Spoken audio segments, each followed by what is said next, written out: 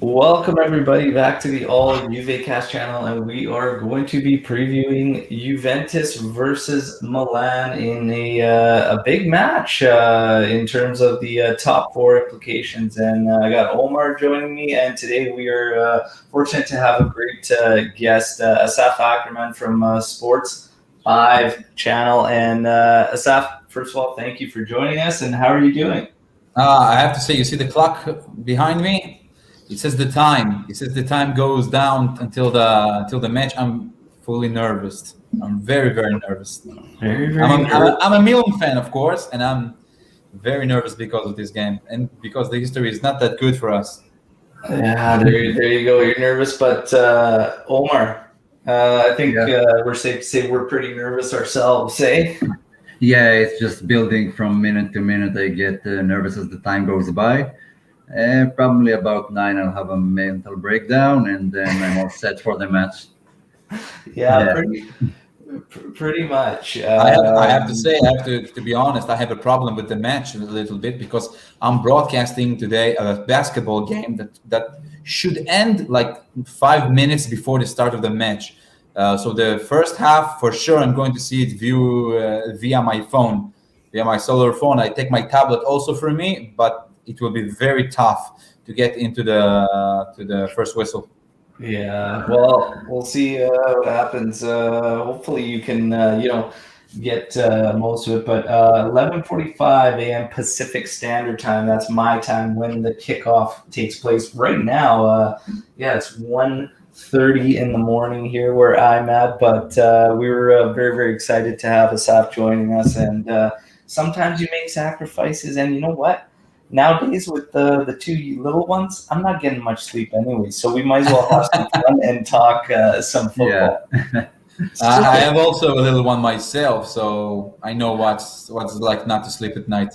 there you go, there you go. So yeah, let's get to it. We've got quite a bit we want to talk about when it comes to Juventus Milan, and I think we'll be nice to talk a little bit about the history and just how much they're intertwined going back to 2011-12 season. And of course that was the big one for Juve where they kind of got back on track, and Pirlo was the big name. He made hit the switch from Milan to Juve. And then of course we have the ghost goal that kind of was very, very symbolic in the turnaround and what kind of happened in Juve, of course, going on, winning Scudetto, and then Milan kind of going in an opposite direction and taking some time to get back to where they are. And maybe we'll get the Milan's perspective from that season on to now and just kind of how things have been, Asaf. I have to say, if we can say everything with the if because we don't know what will happen, what would should happen, and if this goal were allowed, if it's going to be 2-0, and then Juve scored their goal after this. But I don't think that would change too much of history. Maybe it will give another championship, another Scudetto to Milan, but we all know that Silvio Berlusconi wanted to get out of the team. He wanted to sell the team. He had a little bit of money problems because all of his trials, because he sell 2 years after that, no, the end of this year, he sell a lot of players, our main players, Thiago Silva, Ibrahimovic, people Inzaghi left, Zambrotta left, everyone left the team. So I have to say the truth. I don't know if it would change too much, but the history says that the team wasn't so good after that. Wasn't so good at all. Yeah. What was, your perspective at the time when Pirlo had made the switch? It was like a little bit of a stabbing in the back, from my perspective. But I have to say, if I think like a football player, a person, we kicked him out. Allegri kicked him out. That's the truth. So we Yeah. got to live with that. That he went to Juventus. He was. I don't know if it was when he was in his prime, but after that we saw what he gave to Juventus. That was amazing. And I'm not that angry about that. I have to say, I adore Pirlo. He's Yeah. one of the best players in the world. Was I'm not that angry, but it was a little bit like a stabbing in the back. But I think also all Milan fans feel like that. It's not his fault. It's Allegri's fault. It's the management fault. It's Berlusconi fault, and we have to live with that. Yeah. Omar, do you remember when, obviously he came over and joined Juventus, what your initial thought was? I kind of thought it was because of the last season in Milan where he didn't play that much. I thought it was kind of finished, but I was like, okay, it's Pirlo, he's like an Italian legend. I'll be glad to have him on the team. But I didn't get like the season before we finished in seventh place, and there were a lot of players we bought that were important, not as much as Pirlo, but still important, like Lichtsteiner and Vidal, who turned out to be great signings for very small amounts of money. And the kind of shift was great. It worked out perfectly. And I thought, well, okay, he brought it home like in the first match. He had 2 assists, 2 beautiful assists.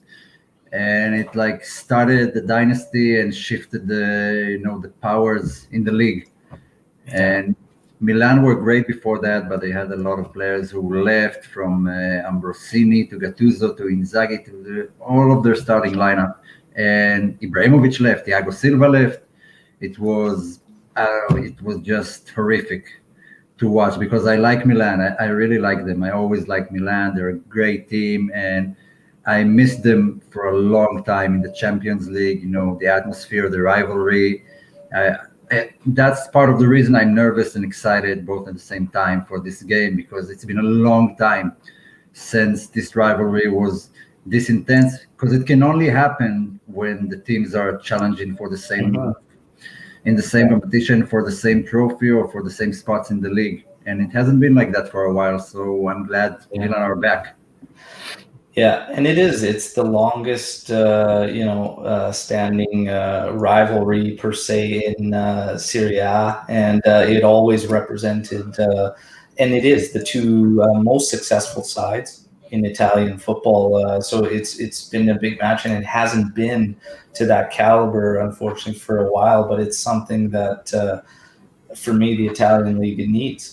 It needs, the Milan to be a strong side like that, to put its best foot forward. And Milan will always have a massive amount of supporters, and it's great for the league when they're up there in the mix, and that these rivalry matches mean something again. Pirlo, I agree with you, Omar. I did not expect the impact to be as big as it was. Always a class player. You thought, yeah, great player.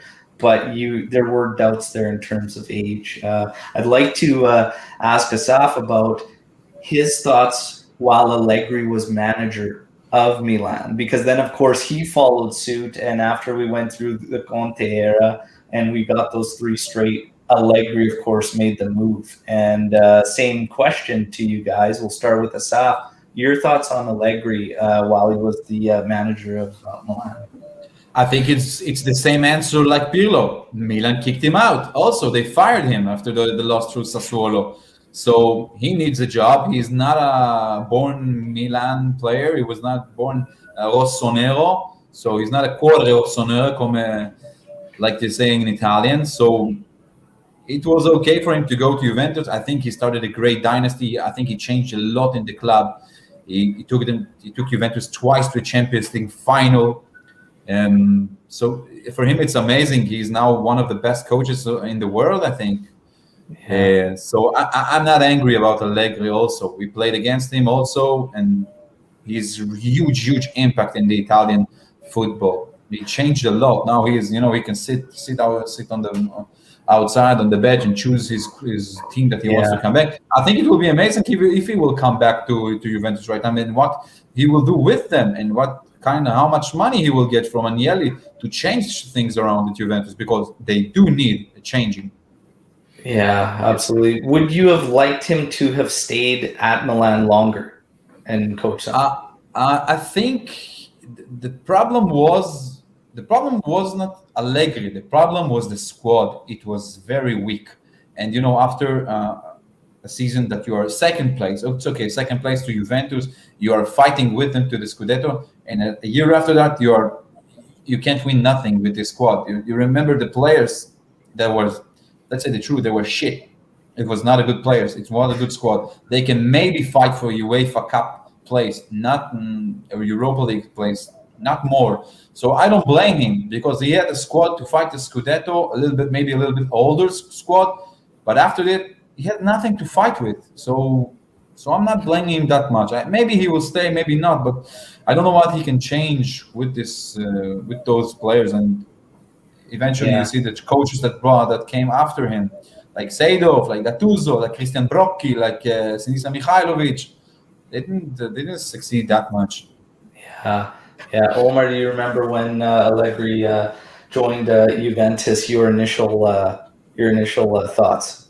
Yeah, it was kind of weird with all the way Conte left, and it was not expected. And Allegri felt like, just an instant reaction to everything that happened without much calculation behind it and forward thinking. But he proved, I believe, 90% of the Juve fans wrong. I don't know anyone who was in for that particular switch, but he proved us all wrong. He took us, like Asaf said, to 2 Champions League finals. He changed the squad year after year with new formations and made players look much better than they were. So he's linked to everyone right now, from Arsenal to Tottenham to Real to Bayern, and that says a lot about the manager. And every one of them would be lucky to have him because he's a fantastic manager. He proved it. He doesn't need my appreciation. He already has it from everyone, and he earned it himself. I have to say that I think Juventus fans didn't want him to come after Conte. They were a little bit. They thought about him. Hey, he's a Milan guy. He's not that good to take us to the upper level. But he really changed things in Juventus. I remember every January, February, he changed the formation. He did something else with the team. He took players. He put them in different positions. And it worked. It worked a lot. He changed Juve all around. And you see that the guys that came after him are not that good. Yeah. That squad was Allegri's first year. That squad was insane for Juve. And kept things the same for about halfway through the season. And then he made a switch and it really dialed us in. And we went on that great run. It was unfortunate we weren't able to seal the deal there in the final, but I mean, 2 finals in his first 3 seasons, and then after Cardiff, it was when the relationship started to change in fans, opinions of him and whatnot, and some still go back to saying after Cardiff, even he wasn't the same type of manager, and there was a bit of a changer. So it's interesting, but if he were to come back, I tell you. This is very interesting. Very interesting. I remember the hashtags were Allegri out, and I know the hashtags right now. It's Allegri in. Yeah. But fans have a pretty quick finger on the trigger with that. Like Pioli had a Pioli out for 2 months, and he proved everyone. There's nothing I like more than when a manager or a player proves everyone wrong with all the shit they take and just. Being there for the big moments. I really think that Juventus needs to get, if they can get Zinedine Zidane as the next manager, that will be amazing for Juve. Yeah, amazing. He can do things, but I don't know how much tactically his greatness is not like Allegri in this way. Yeah, because he coached a fantastic Real Madrid team. He took them to the final, and that's mostly on him. But I still want to see him with a team who struggles a bit. How he builds it, how he asks the management to buy players that he thinks are suited for his formations. So Real Madrid are not exactly a good example for a team that's hard to manage.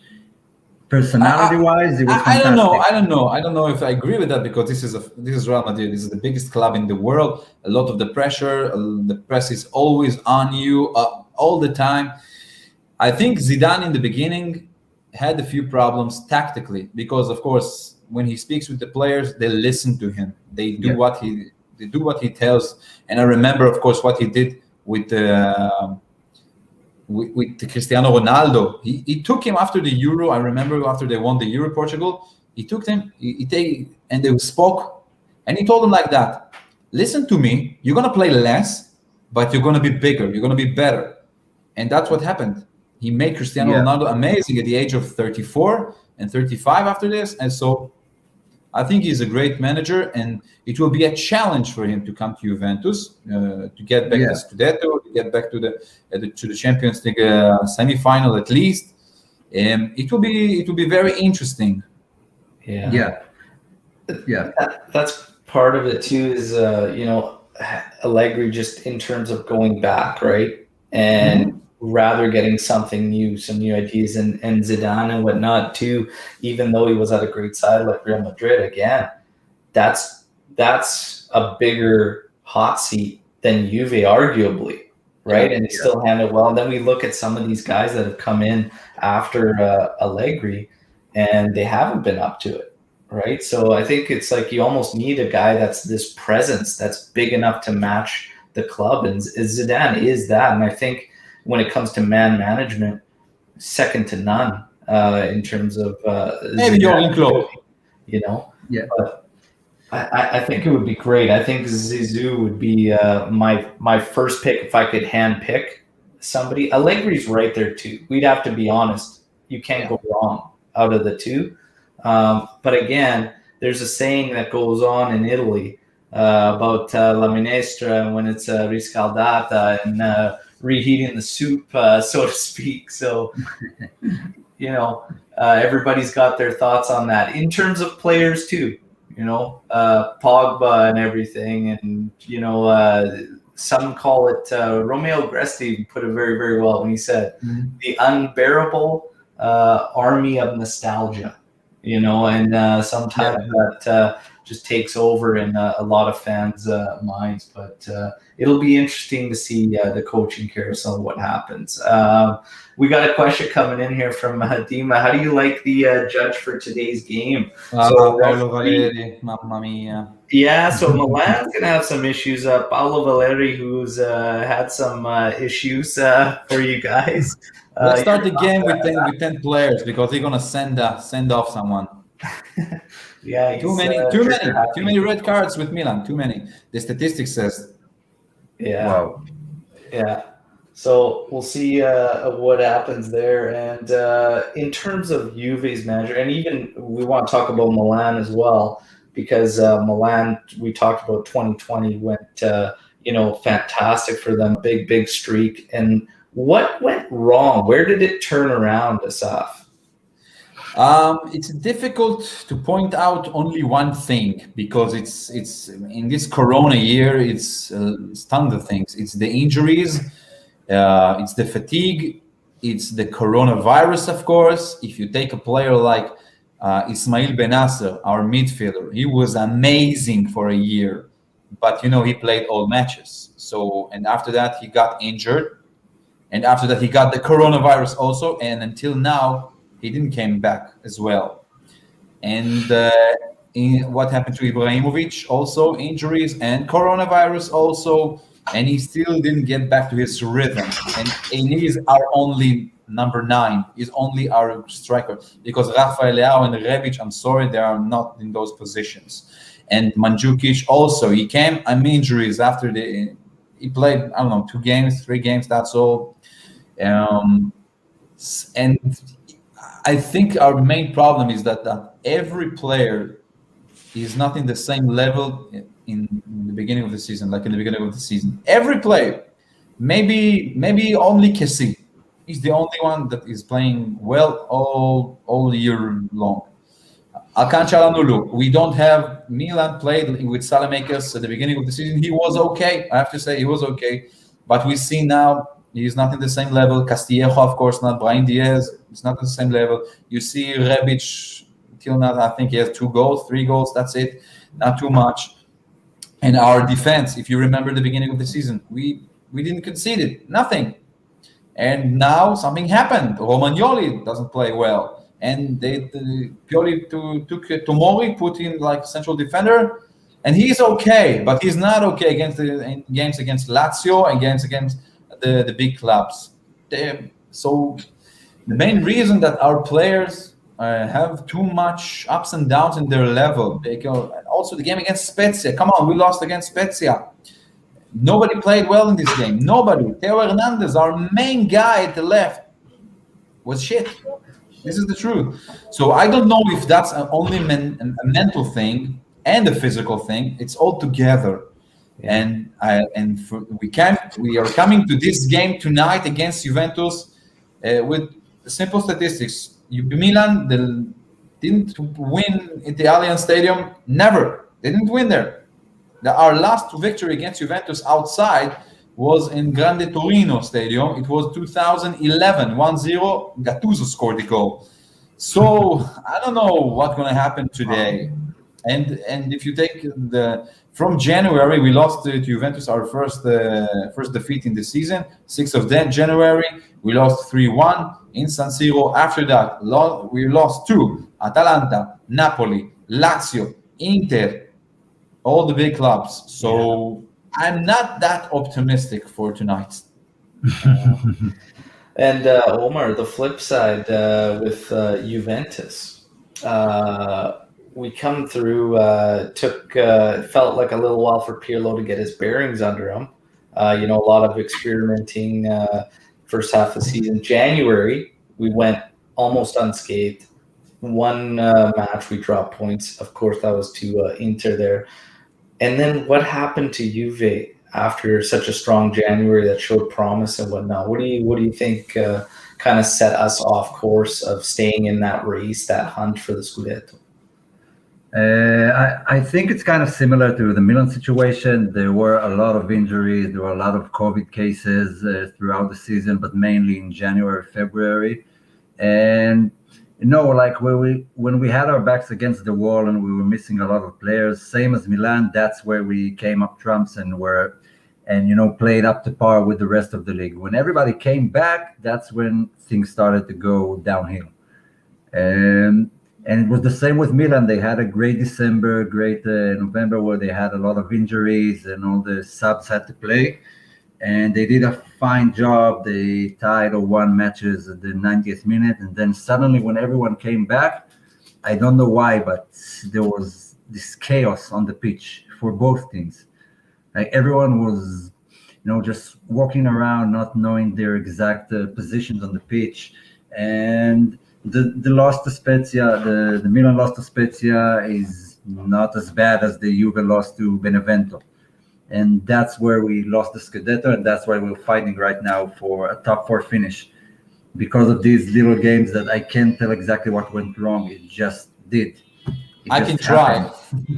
Okay, I think you have an unexperienced coach. And this is one of the reasons, because Pirlo started the games with a formation, with something that he done homework and came with that. But a good coach, and maybe he will be one of them, needs to change things in the middle of the game, because it's still 0-0, 60 minutes, second half. You got to change something, and this is where Pirlo have a little problems. He don't know how to change from his formation, from his system than when he came at the beginning. And of course, we have to say the truth. Juventus players aren't that good. Rabiot and Bentancur are okay, but I don't think Rabiot and Ramsey are suitable for taking Scudetto. And of course, your players are a little bit older. We both know that Juventus had problems with the defense. Alexandro and Danilo, maybe now they are okay, but they are not good enough to take the Scudetto. They are not good enough, those players. I'm sorry. Of course, Chiesa has a great season. Cristiano Ronaldo, he is good, but sometimes you don't see him in the games. You don't see him. He's on the field, but he doesn't play. He maybe tried to shoot once or twice, and that's it. And Morata is not a good enough striker to take the Scudetto. If you remember, you took the Scudetto with Morata on the field, but it was also Carlos Tevez beside him. Yeah. And Mandzukic played with him, I think, also. So this Juventus squad is okay, but not enough. And you remember you played against Inter in San Siro. That was a total knockout. That was a total knockout to Inter. I remember I saw this game and I said, okay, this is the reason why Antonio Conte earning 10 million a year and Pirlo is only started his career. You see, that was a total knockout to them. Yeah, and the unfortunate part about it is even if you go back to that match, a lot of Juventini called it. You could call it based on the lineup that you saw, and the left side was vulnerable. And we said that side is probably going to get picked apart with Hakimi's pace. Barella's on that side, and this little hybrid thing that Pirlo had. It left Ramsey free up and roaming, and every time Inter just waited, popped it in behind where Ramsey would have been. It spread out the other two midfielders, and they would bomb at us. And that's the frustrating part. And I agree with Asaf in terms of Pirlo.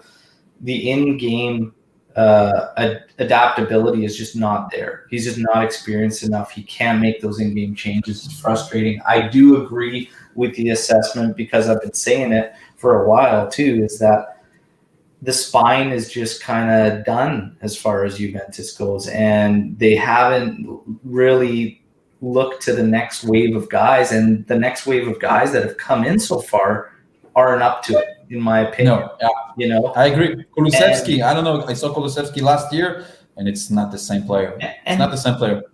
And I think in terms of Kulusevski, I'm not terribly concerned, because he hasn't really been in a position that's where he was at Parma. He's kind of been this guy that's thrown everywhere. And when we lost Dybala, we did really good in January when Pirlo had the rotation of Ronaldo, Morata, Ronaldo, Morata, Dybala. When Dybala went out and that was it, he came back for a few matches, he was doing great, gone. And then that changed everything. Then Kulusevski got pigeonholed into this second striker thing, which he is not, totally not, and out of position. That hurt us as well. But, in terms of players, when you look statistically at Juventus and you look at these games, out of the 4 matches against Fiorentina and Benevento, you just take those 2 matchups. We get, 2 points out of a possible, 12 points? Something like that. You can't compete for the Scudetto when you're dropping those, And let's say the truth. The victory against Udinese last week was a total fortune. It was lucky, because Udinese, I think I saw the game in the second half. They had too many shots on target, a lot of chances to score the goal and to kill this game. But sometimes Ronaldo is enough. Sometimes that was the time. And we look at statistically, Juve has one of the lowest goals against. They're okay in terms of goals allowed, but you look and it's the weight of the goals. It's the goals we allow. Even Omar talking to complete disorganization, no communication, like the goal Udinese scored. Our guys, we had guys with their back to play. You saw Bonucci shouting. Nobody was even listening to him. Sandro wasn't listening. Bentancur wasn't listening. Like, nobody was paying attention. And the guy, just off a dead ball, passed in, free run, and shot at far post and a goal. It's these goals. And then it changed the game. Udinese was able to implement a low block, and then we know Juventus struggles to create. So it's the weight of the goals that we're allowing, how we're allowing them. These players, for me, have just not been up to it, and Pirlo, sure, he's not free of criticism. He's got blame too, but a lot of these matches too, Benevento, the earlier one in the season, Juventus had 25 attempts, about 8 on target or whatnot, and they couldn't score a goal. Sooner or later, these guys that are on the pitch need to do better and get the job done. So we've got a combination of everything, I think, going on right now.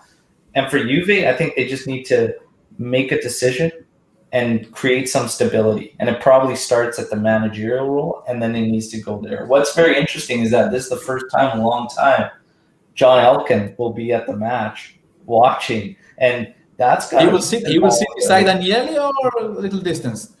What's that? He would No, a sit little beside bit. Agnelli or a little bit distanced. Yeah, I don't know. It's gonna be interesting there, but I think honestly, that's good because I think everybody in this club right now needs to be reeled back in, and I think Elkin being around, like it's good. It's Yeah. just showing that it's time to take a look from the top down instead of always at that base We level. have to put it and say, if Juventus will not be in the Champions League next year, that's a total failure. That's a huge failure. Absolutely. Not from the point of view of UEFA sanctions that maybe can come in a couple of days, but if they will not be at the first four, that's a disaster. Juventus economically maybe can handle it for 1 year, but still. That would be amazing. I can't even see it. I can't imagine it because we have to say the truth. I don't know what will be the results today. Even if you win today, you still have a very difficult game against Inter. And I think Inter wants to take the double and take the Scudetto and kick you out of the first four. Oh yeah, Yeah, absolutely. they love it.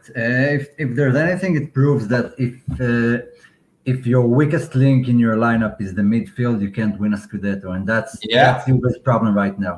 It was the Juventus problems in the last couple of years, we have to say. They took the championship, but because of the other squads weren't that good like today, like Inter today, like maybe Napoli and Atalanta. Yeah, and you win Scudettos against the small teams. Like Juve in the past, they used to lose to Milan and to Inter in the big games, but they always won against the smaller teams. And not at home. Not at home. Never not at home. That's the truth. They didn't lost at home. They lost outside. They lost to Milan. They lost to Inter. They lost to Atalanta. I remember a couple of times, but still not at home. Yeah. I'm talking even in the previous decade, pre-Calciopoli era. We used to lose to Milan. I just remember it, but we won those Verona matches, those Beneventos, Empolis. It was hands down a win. You can bet your money on it every goddamn time, and they'll win it. And like you said, we've dropped 10 points against Fiorentina and Benevento, not mentioning another 4 against Verona. If you win those matches, you're not even competing for the fourth place. You're already in the Champions League by now. We have to say that in this year also, when it was very important games for Juventus, very important games like the one against Napoli, if you remember, you won it. You took the 3 points. Yeah. Even against Milan, I was pretty surprised they won this match and scored 3 goals. I was sure they was going to lose it. Milan He has a killed us. Wow. Killed us. He has a kind of derailed Teo Hernandez. Like after that match, he wasn't the same as he was before. It took him like a month and a half to get back to his usual self. So in terms of Pirlo and the coaching and whatnot, because you've got here's a Juventino saying most of our players have played at clubs where they have done well. They lack a proper coach. I believe with world-class coaching, this squad could win Serie A. When Pirlo was appointed, it was hard for me to process. I was thinking about that, and I was just like, wow. Obviously, because of the affection I had for Pirlo as a player, you're happy and excited or whatnot, but my heart's telling me one thing, but my head was telling me, what is the club doing? Why would you bring in Pirlo if not for the financial reasons, because they were already still paying Sarri. They had made the switch from Allegri and whatnot. They had to buy out some of these contracts and whatnot, but logically you couldn't have the same expectations for this club. A club that wanted to compete on all 3 fronts by bringing in Pirlo. So I want to get Asaf's take from the outside looking in as a Milan fan and whatnot, like, your thoughts when Juve hired Pirlo. Because for me, it was exciting. I really think it was a compromise. They compromised on him. They still paid for Sarri. They had a little bit of a financial thing because Agnelli saw all this thing with the Super League, with all this financial crisis, not only because of the coronavirus before, because he knew that something bad is going financially in the world of football, in the big with the big clubs, and they were compromising on him. But we all knew that he didn't train for a one day. He didn't made a whistle with a on the training ground. Yeah. So I thought it was okay what they are doing but they didn't say to Pirlo, and Pirlo said it on the press conference in the beginning of the season. He didn't say we're going to win Champions League. The Champions League wasn't in his targets. Only winning the 10th Scudetto. That was the idea. And now that's a big failure because they haven't won it. They are not close to win it. So they have a little problems. And Agnelli and Elkan now needs to think, or we are going with Pirlo to the next season, or like the media says, they're going to change it. And I think they should change because he is not good enough. He's inexperienced. And we see Inter right now. Inter maybe not going to invest too much money, but their squad is quite young in the midfield. And they have Bastoni also, and they have Hakimi, and they have Lukaku and Lautaro Martinez. They have good squad for the next 3 years to make a really good cycle. Mm-hmm. So you need to think what they're going to do against that. Yeah. They can do. They can go and not doing anything. They go and bring Allegri, but not give him the financial back to bring new players because they have to think because there is crisis. Financial crisis is here. We have to say the truth to all our fans. Maybe not in England in the same position like in Barcelona, Real Madrid, and in Italy, but it is. That's the truth. Yeah, Omar. Even if Juve secures top 4, can we really continue on with Pirlo? In my opinion, no. I wouldn't fire him. I would just give him a different role, maybe move him back to the under-23 club, the under-23 team, and let him have his original role that he was signed for, or maybe leave him as an assistant manager, although managers come with their own assistant managers. I wouldn't fire him out completely out of the club, but we do need a change. I see it throughout games. The experience is just not there. It's non-existent. Yeah. The changes during matches, the weird 4-4-2 hybrid lineup just doesn't work. It frustrates me to see it still, in the projected lineups because it clearly doesn't work. It died back in the 2000s, in the early 2000s. And you can't come against a team like Inter, who has 3 midfielders, the 3 best in the league, and play with 2 midfielders against them and expect to win, expect to control the match. And Pirlo's failure to see it amazes me because he was a midfielder. He was part of a great midfields in Milan, and both in Milan and in Juventus. So I don't know where this stubbornness come from. It was kind of a Conte thing. So maybe he inherited it from him when he was playing under him. But we definitely need a change. I would take Allegri. I would take Zizou. I would take any experienced coach because you can see what Tuchel has done with Chelsea. Just the injection of an experienced coach who organizes the whole club, not just the first team. How much effect did it have? If you've asked me or any Chelsea fan, do you see Chelsea in the Champions League final? Hands down, 100% of them would have said no. Yeah. But reality is reality, and we need a move like that.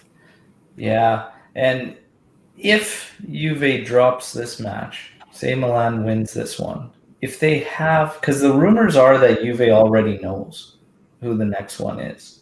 And if it was Allegri, would you not pull the trigger after this one and get him in sooner rather than later, even if they're trying to just for the sake of Pirlo and out of respect, trying to get him to finish at least this season out and get top 4? Would you pull the trigger if you had the deal done with Allegri, Omar? And then ask off the same question. Not right now. Maybe back in February, January. Right now, I don't know if it'll work. He needs time with the team. Just throwing him in there, 5 important matches. It could be a catastrophe. Okay, Asaf.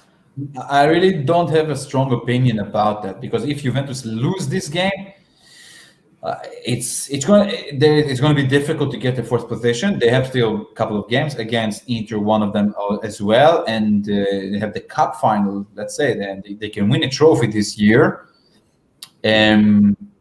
So it's difficult to say because I don't know. Maybe with UEFA, maybe Agnelli and Elkan know think about the UEFA sanctions that can come, and they can kick them out for 2 years from the Champions League or at least 1 year. It's on the table. Let's say the truth, and I really don't know. Interesting. If Milan will win, I don't know, 3-0 at home, at Juventus home, maybe we can go with that. But a 2-1 lose, a 1-0 lose, it's not over yet.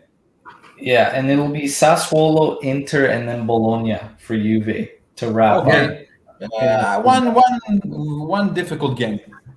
Yeah. Milan actually has pretty serious games because all of the teams are fighting for something. All the teams they have to play against, either against relegation. We have Juventus, and we have the last game against Atalanta in Bergamo. So our games are very difficult, difficult. So this is the reason we need help from other clubs. We need Napoli to draw points. We need Atalanta to draw points because we have Juventus game, we have Torino after that, we have Cagliari, and then Atalanta. So my hopes is to come to the last game that we secured already our fourth place. This is my hopes because I don't see Milan win against Atalanta in Bergamo. We have bad memories from this game. Yeah. Pioli is, what was it, a loss, a 5-0 loss, 5-0. And then things started to change. Yeah, and then came Ibrahimovic. Yeah, and changed the tides. It's funny because a draw is a really bad result for both teams. Right? I wouldn't be satisfied with a draw at all. I don't know. Draw can be okay because it's not over yet. And of course, like I said, it's depending on others' results because I don't see everybody win until the end because maybe, if you take mental position, Milan playing Atalanta at Bergamo couple of days after Juventus meet Atalanta. So if they will win the cup, Atalanta, maybe they will be, I don't know, a little bit in a different mentality player. Or if Juventus will win them, like, I don't know, trashing them down 3-0, maybe it can take them to... It's a really roller coaster thing. So I don't know what to say about this. This is a very interesting thing to look at. And Napoli, I really don't see Napoli win until the end of the season. Napoli has Udinese. We saw Udinese what can do to other clubs. They have Fiorentina at Firenze, and they have last game against Verona. But still, you saw now Cagliari playing against Napoli at Stadio Diego Armando Maradona, and they took 1 point. Yeah. So I don't know what's going to happen. Yeah, it's actually super exciting. Although Juve haven't won the Scudetto, it's like the most exciting season we've had in a while. Like I think it's going to be until the last day. The last day. But I remember Milan played the last day of last season against Sassuolo outside. We won 3-2, and Inter played against Empoli, and Raja Nainggolan scored a goal that brought them the 2-1 victory. For 50 minutes, Milan were at the Champions League at the 4th place, but 50 at the end. Yeah. So I want to get your guys' takes on a couple of rumors that have been circulating amongst players from these squads. One of them is the Romagnoli-Bernardeschi swap, and the other is, of course, the future of Donnarumma. So, Asaf, we'll start with you and your take on first the swap, projected swap between Romagnoli and Bernardeschi, and then the other one, of course, the young stud goalkeeper and his future. I have to say the truth because we need a player like Bernardeschi at our right flank. We need him. We really need. We have problems because, like I said before, Salamakers, Brahim Diaz, Castillejo, they are not good enough players. And Bernardeschi is Italian. He has got the talent. In Juventus, it's not going that well. But I don't know if I want to give Romagnoli. He's our captain. He's not playing that good right now. That's the truth. but still, I think he deserves a chance to stay at Milan and start another year. I'm not in favor for this swap, and of course, the same goes for Donnarumma. Donnarumma needs to stay at Milan, but his agent is the problem because his agent wants the money. He wants a lot of money, and the 10 million per year for Milan, it's a lot of money because he is earning right now 6 million a year, and they want to give him 8, and he will still will be the most expensive player. I think more than Ibrahimovic, probably Ibrahimovic for sure, more than him. So I don't really know if Donnarumma wants to go. If Milan will not be at the 4th place, so maybe it will be a problem to keep him. Yeah. But for me, it wants to be a very disappointing point of view because we are not selling him. We're not getting money for him. Yeah. We're giving him free. If we were selling him, so maybe if we're not in the Champions League, we need to let him go away and take a step up. But now I'm not in favor for either of those deals. Yeah. And Omar, I mean, looking at Juve's situation, Szczesny, not necessarily a real problem, by any means, but you can't pass up an opportunity to get Donnarumma on a free, can you? No, Donnarumma is a no-brainer. If you have the option for free, take him, give him 15 million a season. I don't care. You're set with a goalkeeper for 10 years. Yeah. For the national goalkeeper, it's the ultimate Buffon replacement. So there's no question there. The Bernardeschi-Romagnoli swap is a weird one because I don't think it benefits any of the teams. Like I think Romagnoli sort of proved this season. Maybe it's just a bad season, and next year it'll be better. But I think he proved he was a good defender for struggling Milan. But Scudetto challenging Milan maybe is not up to par with the rest. Like Kjaer was fantastic this season. He was a fantastic defender. And Bernardeschi is the same issue. He's just not a Juve Scudetto level player. It's fine that he was okay with Fiorentina. I think it'll be great for Sassuolo maybe, or like a mid-top table team, but it's just not the same level. So this swap deal, it's kind of the same like the Artur Pjanic deal, just to get him off the books. And I don't see any upside to it for both teams. Yeah, it's a weird one for me even to wrap my head around unless they were unless Juve was thinking, Bernardeschi swap, you bring in Romagnoli, you'll probably get some value there towards the books, which they need to make 100 mil plus Valenza by end of June, and then thinking they're probably going to move Demiral, right? So then they've got plus Valenza on Berna, bring in Romagnoli and get plus Valenza on a Demiral deal, right? Because he was brought in for a very, very low fee. So that's the only thing I could think of. But still, overall, I can't see the swap really being good for either club involved, really. Bernardeschi, honestly, he's such a frustrating player. He can fill in. He's great as a utility because he can play in multiple positions and whatnot. But like he'll show you, what he's capable of, but then it disappears the next 4 or 5 appearances you see him. So it's very, very frustrating. Donnarumma, losing him on a free would be ridiculous for Milan, and I fear Juventus is going to be in the same boat with Paulo Dybala. I feel that Dybala is going to be the one that will eventually, when he does leave Juventus, it's going to be for a free, and we won't see anything from it. I think he could probably block moves again because it's up to him making agreements and signing on something. I have a feeling he might end up going on a free, which would be very, very bad for Juventus. I don't think that's happening. I don't think it will happen. I don't think that he will go for free. Really, it will be a very bad move for Juventus management. The fans will be upset for that. Yeah, but if they sell Ronaldo, then I believe Dybala renewal is imminent. And but if Ronaldo goes, I don't know what's your takeoffs on Ronaldo of Ronaldo this season. I think he should leave because he's stuck. I don't know. It feels not that right at Juventus in this moment. He's scoring the goals. He's the king of goals. Okay, but still, you need more from him. And I think he wants to take the next challenge in his life. Maybe PSG or getting back to Manchester United will be great for him.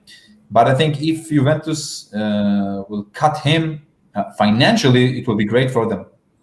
Yeah, it would be on the financial side. I think the flip side is, I think it would make sense for CR at the age he's at and where he's getting to, probably to take a few more stabs at the Champions League. So that's why I see like the actual teams he can go to. Yeah, maybe PSG, whatnot, but I don't know about Man U. And I think his market, because of the financial circumstances that these clubs are in, I think it gets smaller and poses a bit of an issue. And then the Dybala factor is they have no extension.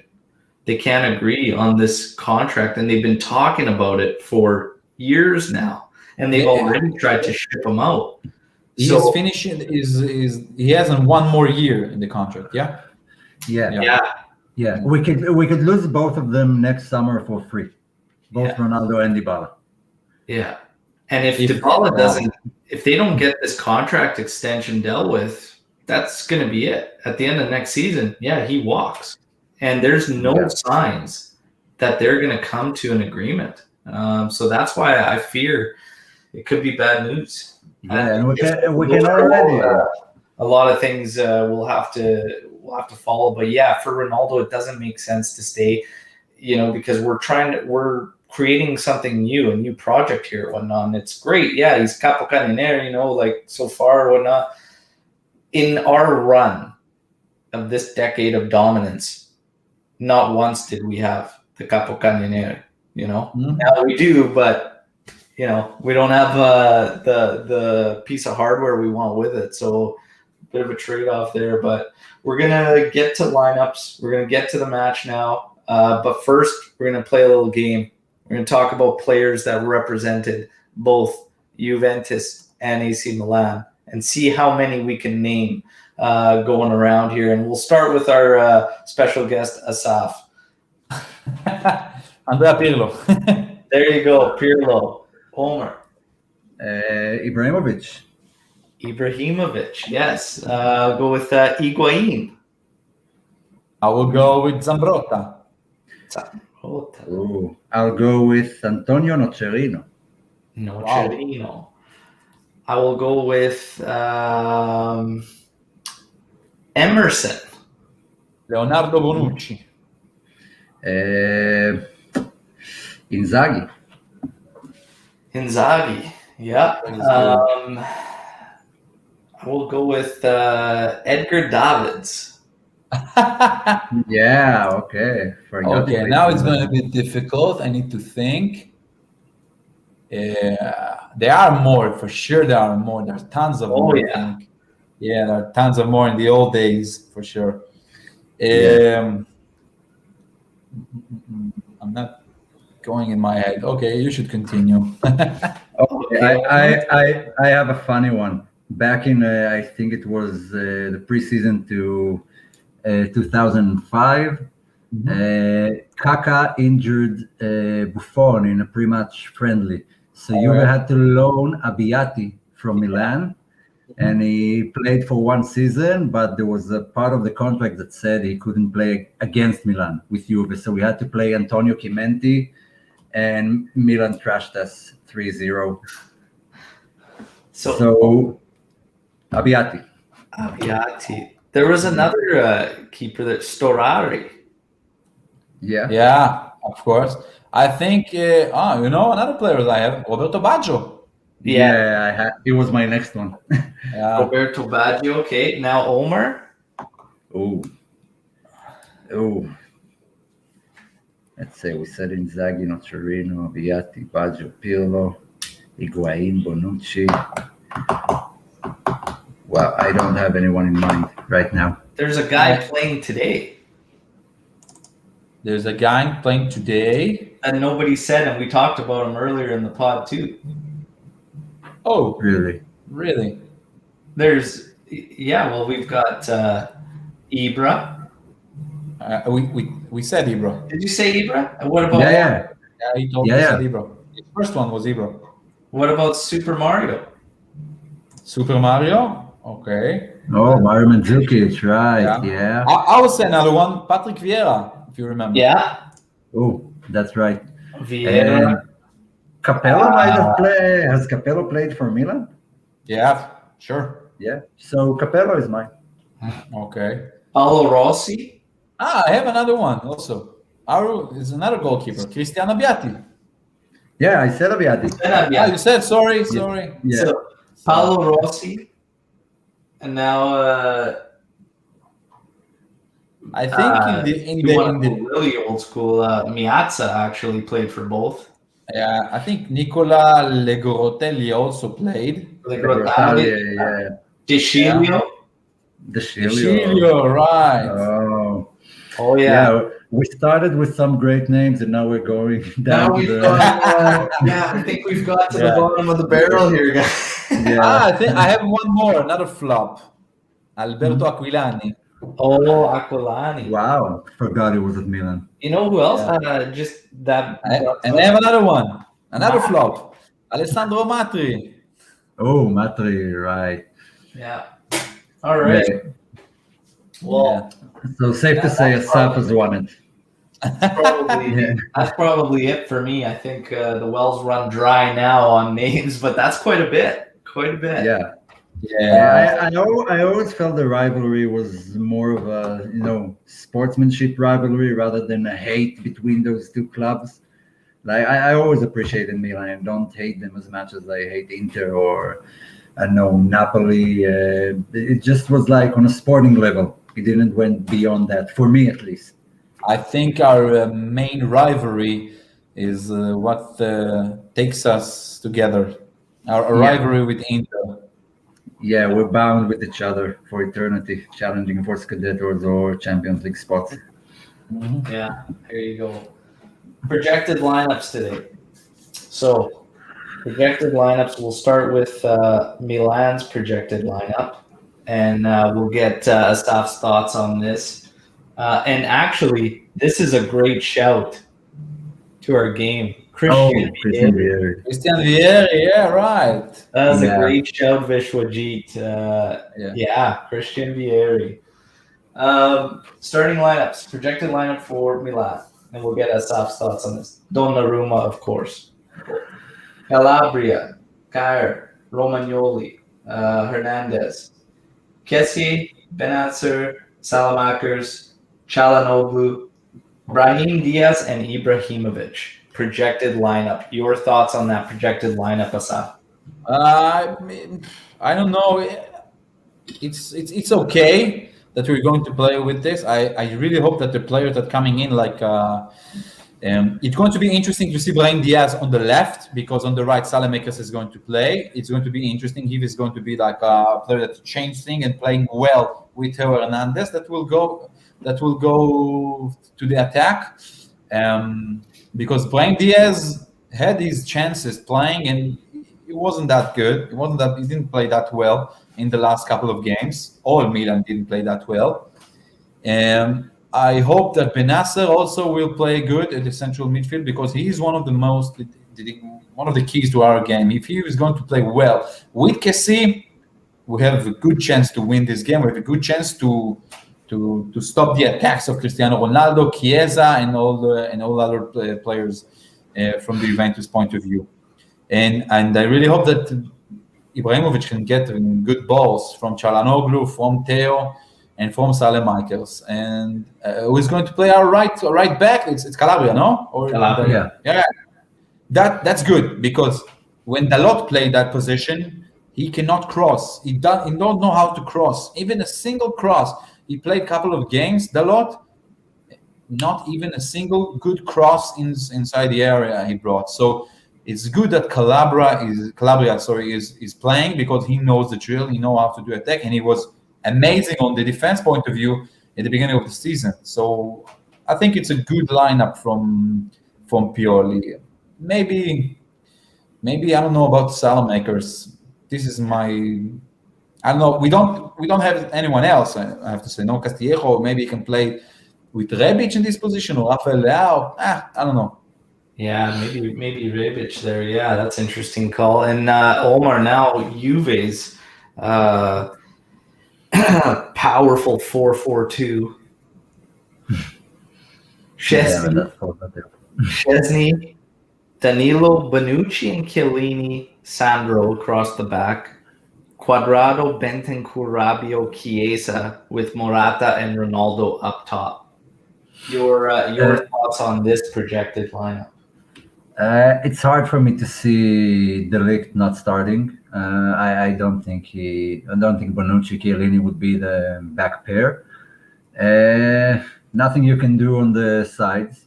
Like Danilo Quadrado is a pretty strong right side, but our left is the weak link. Yeah. But like Asaf said, their right hand side in the attack is not that good because of Salamakers or depends who plays there. The midfield is just the midfield. It's the first time in I don't know how long that all of the squad is available, so it's hard to choose. But any of them is just bad enough to not play for Juve. So I don't care who starts, Bentancur, Rabiot, McKennie, and I wouldn't play Morata. I would play Dybala. He was key in the first match. He's key in the big matches, and Juve have a real big problem, generating anything inside the area, just passing around. Eventually, Quadrado crosses in. So we need Dybala there today, especially against Tomori and Kyer, who are very physically strong and aerial defenders, and we really need Dybala there, to crack open the defense. And Chiesa came back from injury, so I don't know if he'll play from the beginning. I hope he does, because other than maybe Ronaldo, he's been like a most important attacker this season. Maybe some would say more than Ronaldo, because he was there for a lot of important games. So hopefully it will be Dybala, Ronaldo, Chiesa, but we might get Kulusevski, Morata, Ronaldo. So Yeah. can never know. For me, I mean, I agree with you. De Ligt would be one of the first names on the team sheet for me. It would be De Ligt, Chiellini, hands down. I agree with you. The left side suffers. Danilo and Quadrado form a strong right side, but Sandro is a bit of a letdown, if I'm being honest, on the left side. Dybala, the issue with me is if we play a 4-4-2, you can't have Dybala and Ronaldo both up top. Like, you need a true 9 in that style setup. If we were to play a 4-2-3-1 and then Dybala slotted in there, I think that's great. But then the issue becomes Ronaldo as the 1 up top. So there's issues there, right, which are interesting. Either way, we just need to see the fight and the attitude out of the players, because Juve just comes out flat so often. Ever since the defeat to Porto, this team has looked so flat and just going through the motions. So for me, it's just lining up across the guys that are across from you and getting the job done. We all have to say that the thing, the mental part is a bit different after Udinese. You saw the hugs, you saw them. Yes. For me, I was devastated after you won this game. I said, okay, draw, it's okay, but I was devastated after this goal of Cristiano Ronaldo. It's not good, because you're coming with the energy, you're coming with all the tension, the strength to this game. But again, it's we've had like these corner turning moments throughout the season, but we followed them all up flat, unfortunately. So hopefully, fingers crossed, that's not the case today. And let's wrap up with our predictions. What do we think's the final score? What are we going predictions? Asaf, do us the honors of going first, being our special guest here. I never bet against my team, so I go with a 2-1 to Milan. But I'm really pessimistic. I have to tell you the truth. The history says so many bad things, and our Kiar and Tomori, I don't know if he will be up for the challenge. But you spoke about the lineups. I think the Juventus lineup, the predicted one, is benefits with Milan right now. Yeah, definitely. Definitely. And you know what? I'll also play Buffon instead of Chesney. You Oh, need there you organize. go. You need organization. You need his mentality on the pitch. Chesney doesn't have it. Maybe younger. Maybe he has better reflexes right now. But his commanding of the area was, it was bad for us throughout the season. He was lacking in a lot of areas in a lot of games. Yeah. So prediction. Result, my friend, result. Yeah, I'll go. I think it's a draw. I see a 2-2 draw. Yeah, I think oh man, I'm just a sucker for always being optimistic, man. Always optimistic. I think Juve's gonna get the job done 2-1. I think 2-1 for Juve. It might not be pretty by any means, but Chiesa coming back will be a spark for us. Hopefully, I'm banking on the fact we can build off that late win, regardless of being undeserved or ugly or whatnot. It was big. It was a big win, important. I hope they can follow up and get the job done. I'm going to go 2-1 for you. Yeah. So there's. I think both teams have relied this season more on individual brilliance of great players here and there. Chiesa, Ronaldo, Zlatan, and probably Kessie because he was fantastic this season. So we can make all the predictions we want, but one brilliant moment from Zlatan or from Ronaldo can change the tide, and it will be a big factor this game because if they're both not up to par, then it will be a bad game, but it will be a tough game. I see a very aggressive game. Yeah. And hopefully you will win, but I see a draw here.